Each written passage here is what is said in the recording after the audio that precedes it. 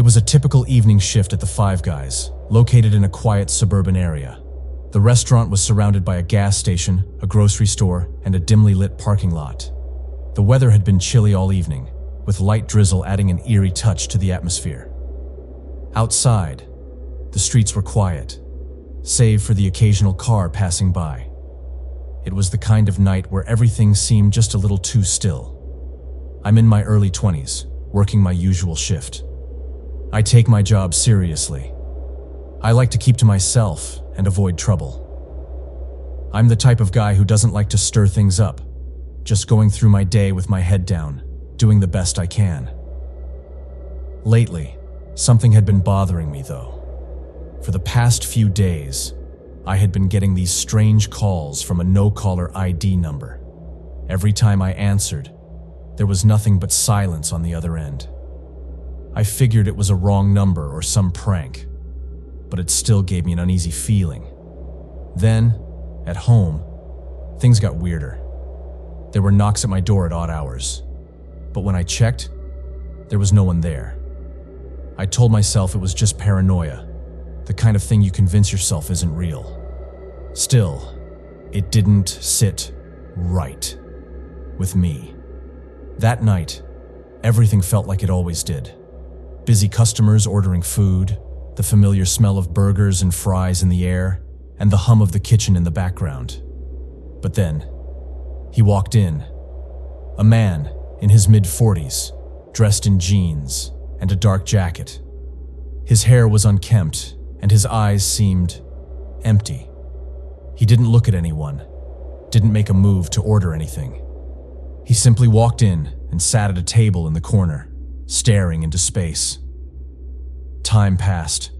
An hour went by. He hadn't moved. He hadn't ordered anything. Some of the other employees noticed, but were too hesitant to approach him. They kept their distance, uncertain if they should confront him. I didn't blame them. He gave off an odd vibe. Closing time was nearing. It was just me, the other employees, and this strange man. I finally decided to approach him. "Sir, we're closing soon. Would you like to order something before we shut down?" I asked, trying to keep my tone polite but firm. He turned to me, his eyes locking onto mine with an unsettling calmness. Then, in a voice that sent a shiver down my spine, he spoke. "You'll all be leaving, but I'll still be here." I stood frozen for a moment, the words hanging in the air. The coldness in his voice made me want to back away, but I couldn't. I just stared at him, unsure of how to respond. Then, he stood up without another word and walked toward the exit. I watched as he left, but my stomach churned. There was something about the way he said that. It wasn't just a random comment. It felt like a threat. I locked up the doors with a coworker, still shaken from the encounter. The parking lot was now empty, the drizzle coming down harder, making everything look blurry in the streetlights. But then I saw him again. He was standing across the lot, near the curb. He wasn't far, just standing there in the dark, watching.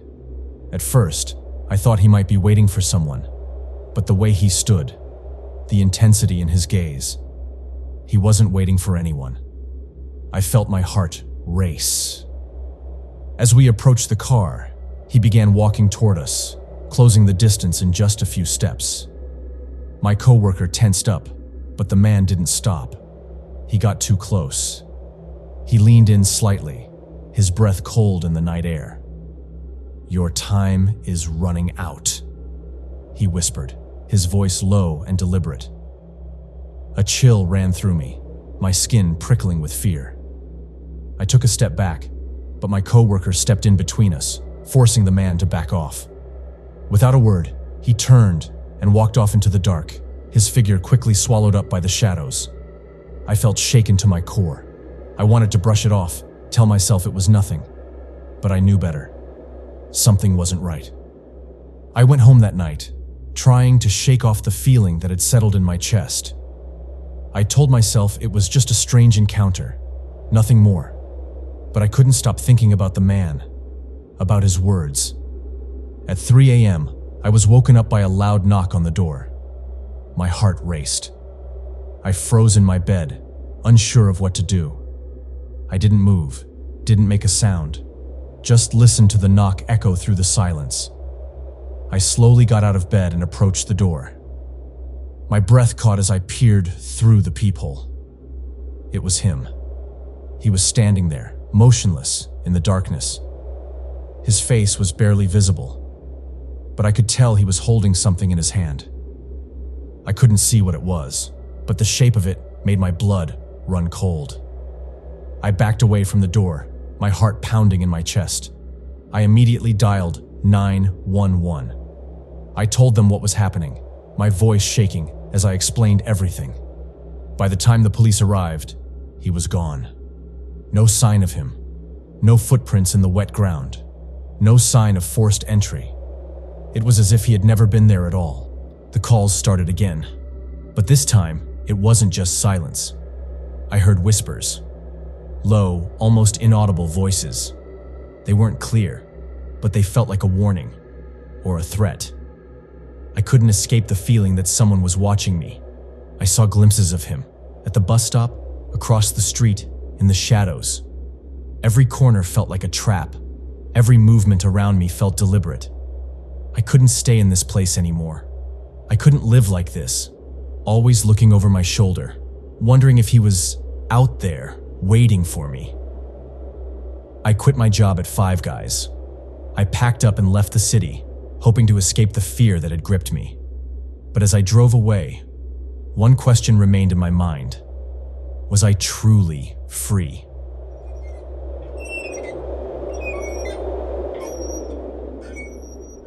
It was my first night shift at Five Guys, and I wasn't used to working the late hours.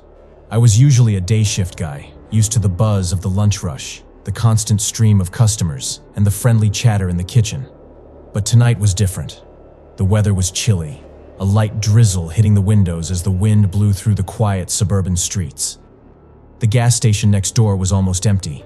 The laundromat down the block had its lights dimmed, and the parking lot outside was mostly empty, except for a few cars parked at the far end.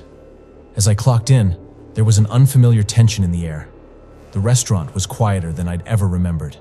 The usual clattering of trays and the hum of customers was replaced by a hollow stillness, broken only by the occasional sound of the deep fryers. I was covering for a coworker who called in sick, and although I didn't mind, I could already feel something strange about tonight. And I always took my job seriously. But something about working the night shift felt off. There was a heavy quiet, something hanging in the air that I couldn't quite put my finger on. As the night wore on, I went about my usual tasks, taking orders, cooking, cleaning, and keeping everything running smoothly. It was late, the restaurant mostly empty, save for a few late-night patrons enjoying their meals. That's when I needed to grab some supplies from the kitchen. I walked through the swinging doors into the kitchen, but as I did, I froze. I could hear whispers, low, almost indistinguishable voices. I paused, listening intently. It was the chef. The older guy, always quiet, always staying in the back, working alone. He was mid-40s, and I'd known him for as long as I worked here. He always seemed like a man of few words, always keeping to himself, not interacting much with the other staff. But tonight, his voice was different. He was talking to someone. Only, when I peered into the kitchen, there was no one there. "No, I told you I won't do it again. That's enough," he said, his tone laced with urgency and fear. I stood there, staring at him in confusion. Who was he talking to? Why was he so worked up? I was about to step forward and ask if everything was okay, but just as I did, the chef turned around, his eyes meeting mine. His expression shifted from one of fear to a dark, almost violent anger. "What are you doing here?" he snapped, his voice harsh. "Get out." I backed out of the kitchen quickly, shaken by his sudden change in demeanor. What had just happened? Why was he so angry? And who had he been talking to? The next day, I couldn't shake the feeling from last night. I decided to talk to the manager about what I'd heard and seen.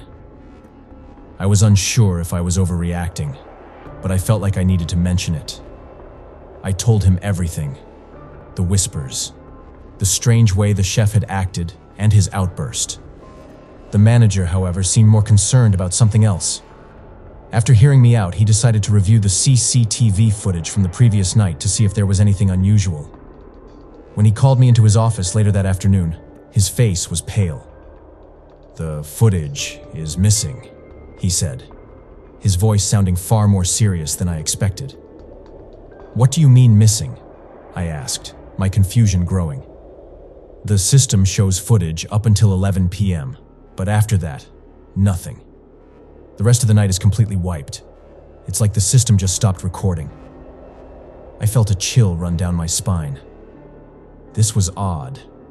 Only 2 people had access to the security footage: the manager and the chef. The manager looked uncomfortable.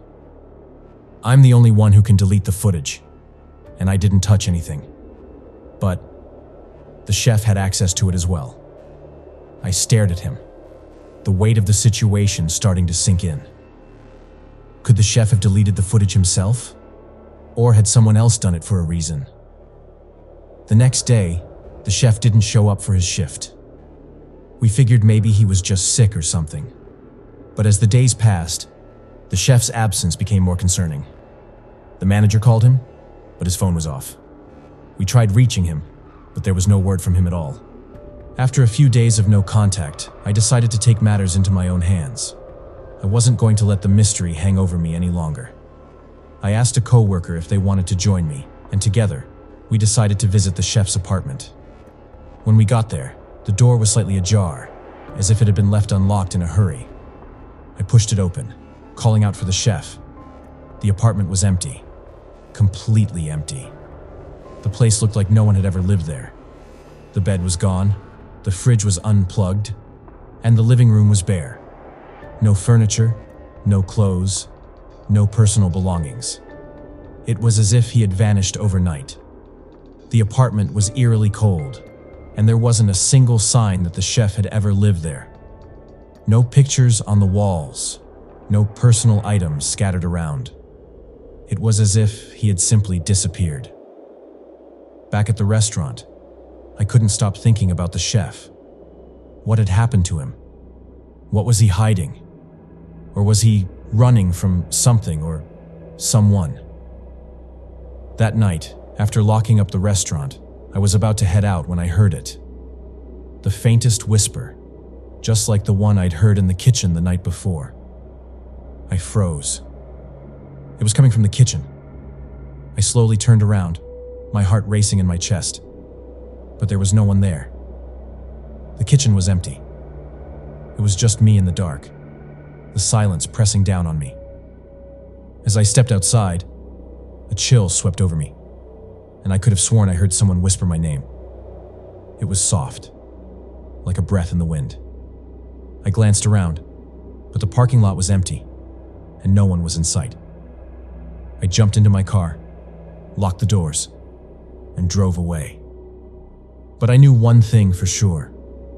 I was never working the night shift again. I couldn't shake the feeling that something was still watching me.